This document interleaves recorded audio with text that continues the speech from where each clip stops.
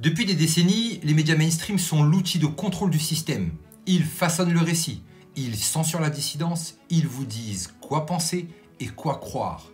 CNN, MSNBC, Politico, Le Monde, BFM, les mêmes discours, les mêmes attaques, la même propagande. Mais c'est terminé. Trump expulse les médias contrôlés du Pentagone. La Maison-Blanche ouvre ses portes aux youtubeurs, podcasteurs et journalistes indépendants. CNN, MSNBC, BFM sont en chute libre. Les médias alternatifs explosent. Le monopole de l'information s'effondre. Pendant ce temps en Europe, l'Union européenne resserre l'étau. Censure de X, pression sur Elon Musk, surveillance des contenus non conformes. Trump libère la parole, l'Union européenne, elle, l'étouffe. Trump ne se contente pas d'exposer la corruption médiatique, il passe à l'action. Pete Hegseth, secrétaire à la défense, vire CNN, NPR, NBC, Politico du Pentagone. Vous n'êtes plus les bienvenus. Le fils de Tucker Carlson rejoint J.D. Vance, le vice-président américain. Les médias indépendants infiltrent l'administration. Les influenceurs et journalistes indépendants sont désormais le nouveau relais de l'information. Ce n'est plus eux contre nous, c'est nous qui reprenons le contrôle du narratif. Vous vous souvenez de ce que disait Q? Décidez par vous-même, soyez libre de toute opinion extérieure.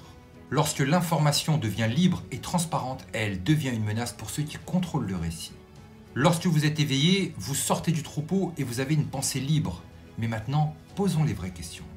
Que se passe-t-il lorsque 90% des médias sont contrôlés par seulement 6 sociétés? Que se passe-t-il lorsque ces sociétés suivent une idéologie politique unique? Quand les nouvelles deviennent-elles de la propagande? Pourquoi les médias utilisent le même slogan et les mêmes mots-clés au même moment?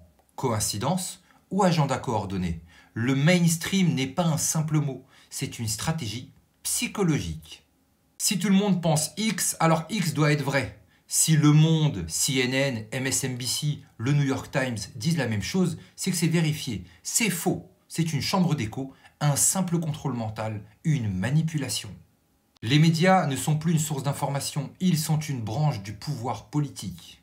Leur objectif, créer un récit unique, éliminer toute pensée dissidence et contrôler ce que vous croyez. Et quand Trump casse le monopole, il panique. On est en train de vivre une révolution médiatique. Le système pensait pouvoir contrôler l'information indéfiniment, mais la vérité est en train de briser ses chaînes. Les médias mainstream s'effondrent, les voix indépendantes prennent le relais et Trump accélère le processus en expulsant les propagandistes de l'État profond. Et la vraie question est, et vous, que ferez-vous? Le combat pour la vérité ne se gagnera pas tout seul. Si vous attendez que quelqu'un d'autre le fasse à votre place, le système reprendra le contrôle.